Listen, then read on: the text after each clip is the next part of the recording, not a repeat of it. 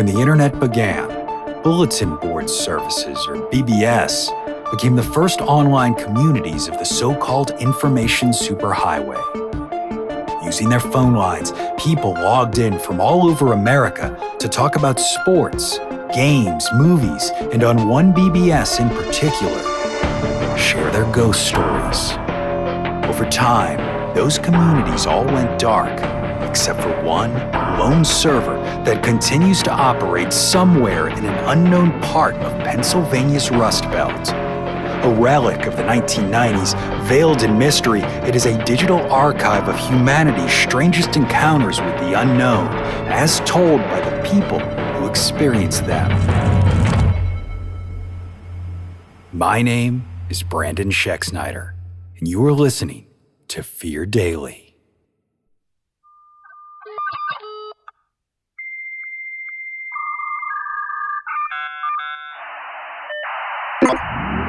Subject, Mindy. User, JDuCA78. Posted February 10th, 1996.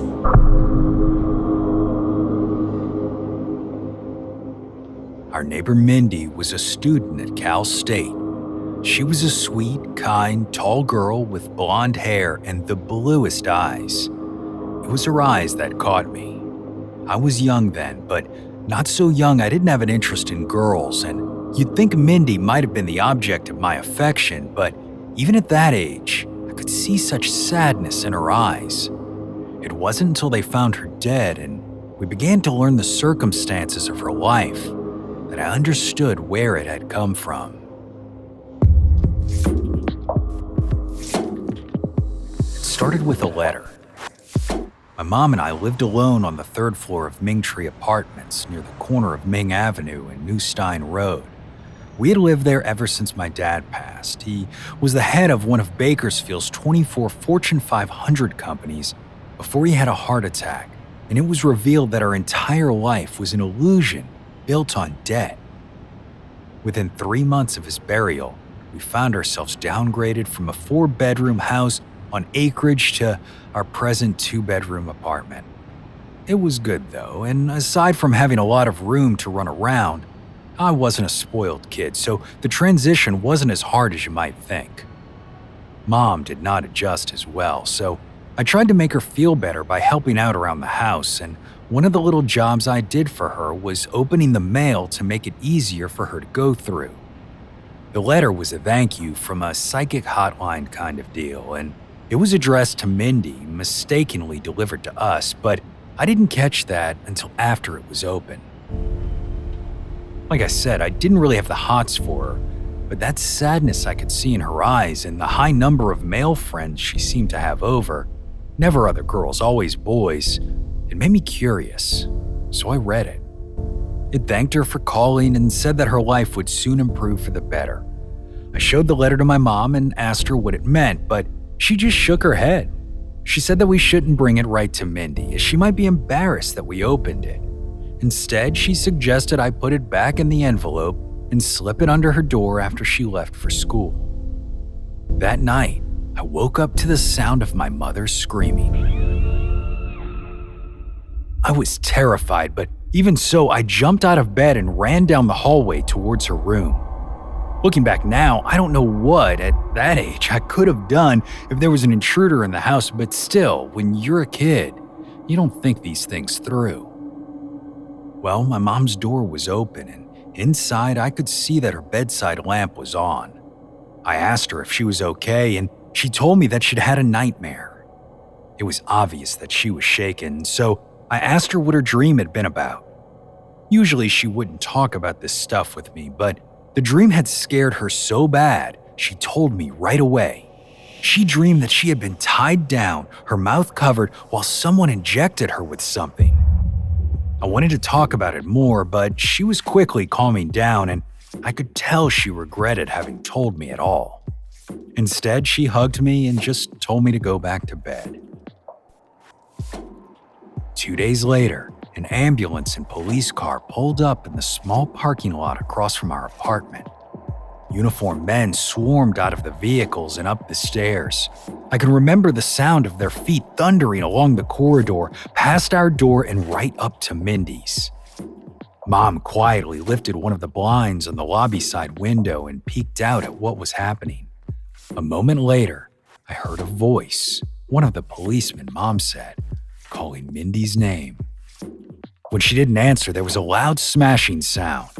Mom said they had broken down her door, followed by muffled voices.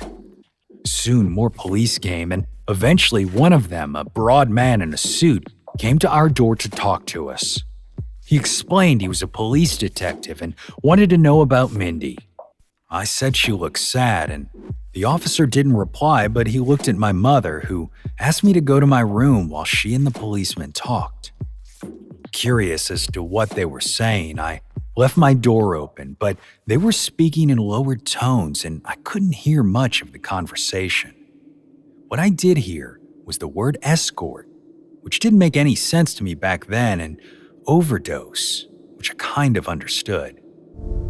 After the officer left, I waited a few minutes, then left my room. Mom was flopped down at the kitchen table, a look of shock on her face not unlike the one she had the night of her dream.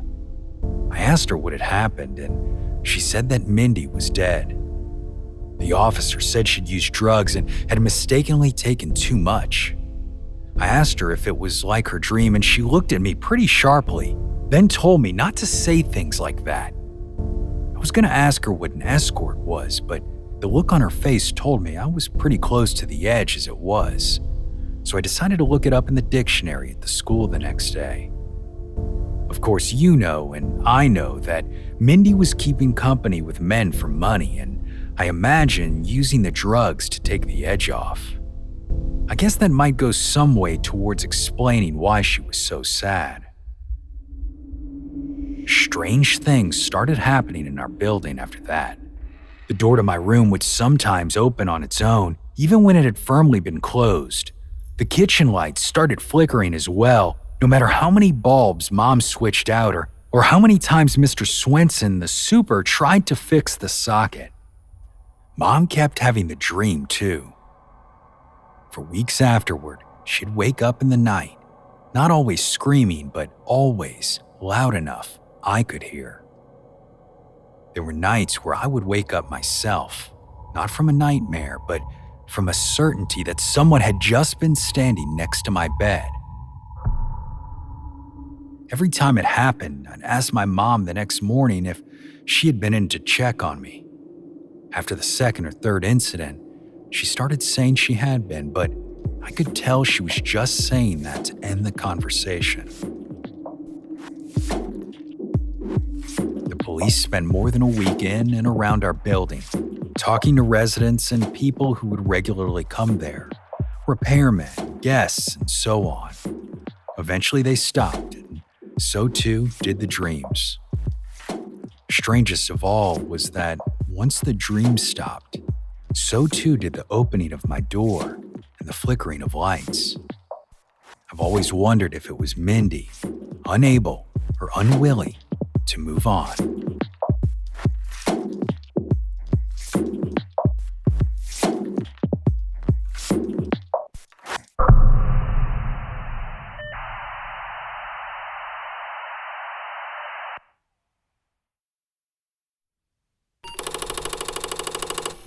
Subject: Black Sails. User: G. Mimoru. Posted January 8th, 1995.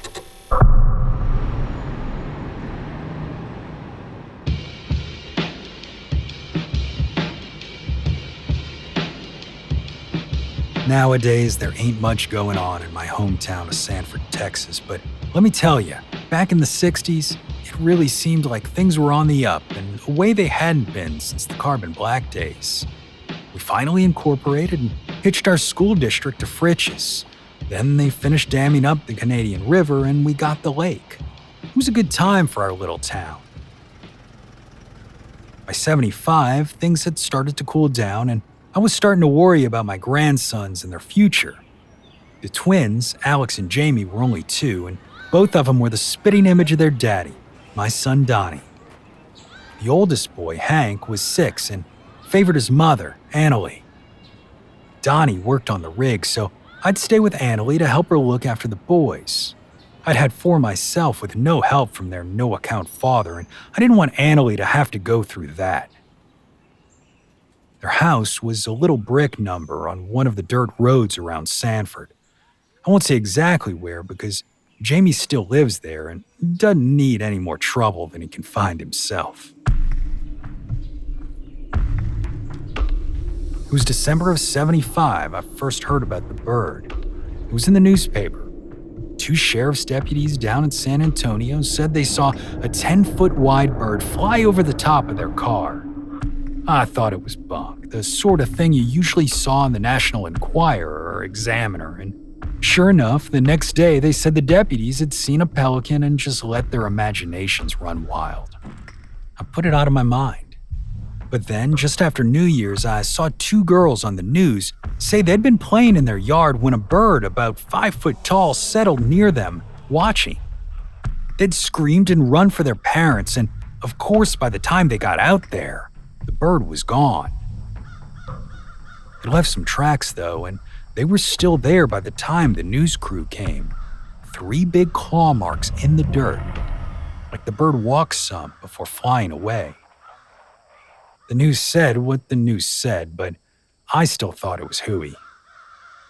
People liking attention isn't a new thing, and I figured that until I saw a giant bird myself, I'd keep on living in this world and not the one inside the TV. Wish I'd remembered my mother's advice about being careful what you wish for. It wasn't a week later that the bird got seen again. This time in Brownsville by a Mexican man. I forget his name. He said on the TV that something big bashed into the side of his trailer, and when he went out to look, he saw a bird so big he thought it was some kind of alien. A week after that, it was Raymondsville and another Mexican man. This one caught the wrong side of the bird and it ratcheted him up something fierce, tore his clothes, and sent him to the hospital in shock. Maybe 2 weeks after that, it was sighted in Brownsville again, then down Poteet Way. I did not know what to believe, but since Poteet was a good 10 hours away, I didn't figure we had much to worry about. Besides, by this point, there was a reward out for this bird, and if there's one thing we're good at in this great state, it's shooting stuff. It all came to nothing, though. No one so much as saw the bird, never mind shot it, so the hubbub died down and no one paid it much mind, myself included.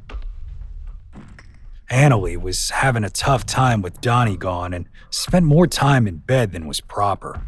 I had to pick up the slack with the boys. Missing men is a skill you get to perfecting if you keep at it long enough. Between my husband Charlie leaving and my 3 eldest all losing their lives in Vietnam, I'd say I was an expert. Annalie, though, she was new to it, and so I didn't give her trouble.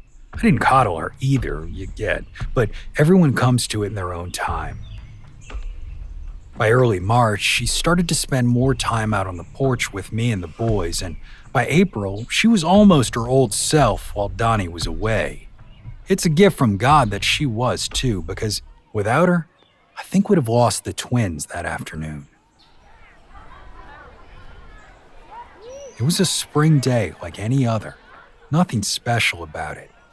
Alex and Jamie were playing in the dirt the way they always did, and Hank was at school. Annalie was out with the boys, sitting in a folding chair so she could catch a little sun after all that time inside. I was on the porch in my own chair, reading the Amarillo paper. It was the smell I noticed first. Ozone, like the way things get before a thunderstorm. We hadn't seen clouds for the better part of 2 weeks, so I was surprised and looked up to check the horizon. That's when I saw the shadow sliding over the ground. It was a bird, couldn't be anything else. At first, I couldn't tell the size. Then it passed over the driveway and spanned the whole thing, 10 feet at least, maybe 12, and it was headed straight toward the twins. I screamed Annalie's name and her head snapped up. She looked where I was and bless her, she didn't hesitate for a second. Annalie jumped out of that chair like a jackrabbit and grabbed the two boys, one under each arm, and sprinted to the house. It dove for her and she made it just in time. The horrible beak spearing into the dirt as the screen door slammed behind us. I only got a quick look at it, but it was exactly what those people on the TV had said it was. A bird, but not any bird I'd ever seen. Its beak was carbon black, and the one eye I saw was bright red, like blood. Before we could do much else, it beat its wings and took off.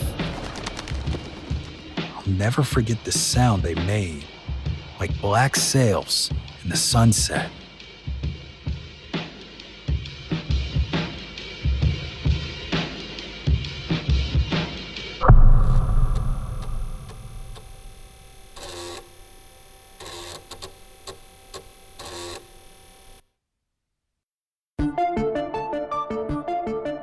Fear Daily is an independent podcast hosted by Brandon Schexnayder and written by Brennan Storr, with Joanna Smith serving as the consulting editor, audio production by Rachel Boyd, and sound design by Southern Gothic Media.